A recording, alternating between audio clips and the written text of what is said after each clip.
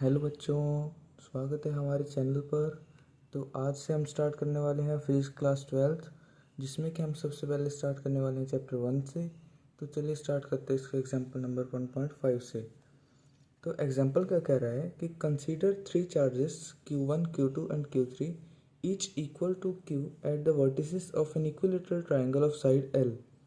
What's the force on a charge Q placed at centroid of the triangle? Basically हमें एक triangle दे रखा है, उसके हमें तीन और जो ए बी सी और पॉइंट दे रखे हैं। इन तीनों पॉइंट्स पे हमें चार्जेस दे रखे हैं जो कि इक्वल हैं, और बीच में सेंट्रॉइड पे एक क्यू पॉइंट दे रखा है, जहाँ पे एक ओ पॉइंट दे रखा है जहाँ पे एक क्यू चार्ज रखा हुआ है। तो उस पर हमें फोर्स कैलकुलेट करना है कि टोटल नेट फोर्स वहाँ पे कितना बनेगा। तो चलिए शुरू करते हैं। यहाँ पे हम पहले तो करेंगे फोर्स कैलकुलेट सी का क्यू पर। सी का क्यू पर फोर्स कितना है? F3 फोर्स क्या होता है? के क्यू, और ये जो सी वाला क्यू है Q3, और उसके बाद नीचे आएगा R²। ये हमारे जनरल फार्मूला होता है फोर्स का। और हमारा बी जो होगा वो क्यू पे कितना फोर्स लगा रहा होगा? F2, जो कि इक्वल है KQ/R²। यहाँ पे दोनों स्टेटमेंट्स इक्वल हो गई हैं, इसका मतलब फोर्सेस इक्वल हैं। F3 is equal to F2। अभी हम इनका रिजल्टेंट कैलकुलेट करेंगे।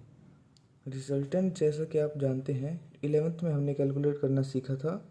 उसका फॉर्मूला होता है √a² + b² + 2ab cos theta. तो अभी हमारे दोनों फोर्सेस इक्वल हैं, तो इनका रिजल्टेंट क्या होगा? F² + F² + 2f into F और कॉस थीटा। थीटा क्या होगा? अब हमारे थीटा सोचने वाली बात है कि यहाँ पे 30 डिग्री, तो F2 और F3 के बीच का एंगल जो हो वो हमें फाइंड करना है।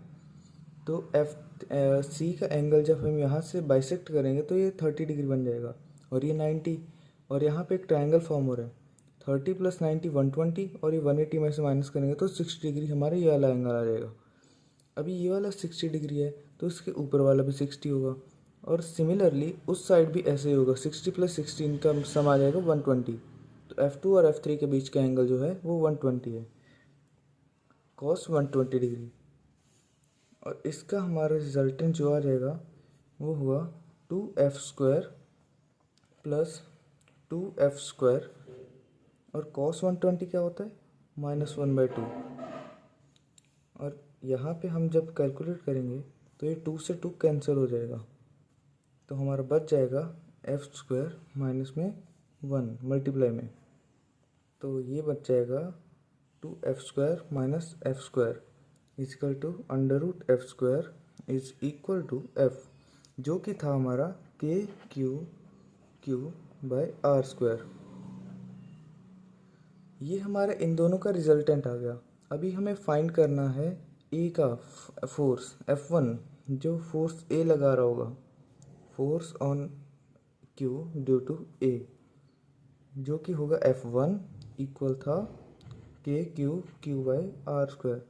यहाँ पे ये दोनों स्टेटमेंट सेम हो गई हैं, इसका मतलब ये दोनों फोर्सेस इक्वल हैं, और ये दोनों इक्वल एंड अपोजिट हैं। जैसे कि ए नीचे लगा रहा है और इनका रिजल्टेंट जो होगा वो ऐसे होगा, F2 और F3 का। तो ये इक्वल एंड अपोजिट फोर्सेस हमेशा कैंसिल हो जाती हैं। तो इसका मतलब इस पे क्यू पे नेट चार्ज होगा 0 न्यूटन का।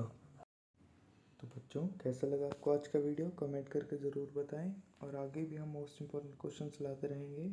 तो इसलिए आप हमारे फिजिक्स विद स्पिरिट को सब्सक्राइब करें और बेल आइकन को ऑल पे सेट कर लें, ताकि सबसे पहले आप तक वीडियो पहुंचे। और हमारे अभी PYQs अभी रहते हैं इस चैप्टर के करने वाले, तो वो आगे वाली वीडियो में आपको मिल जाएंगे।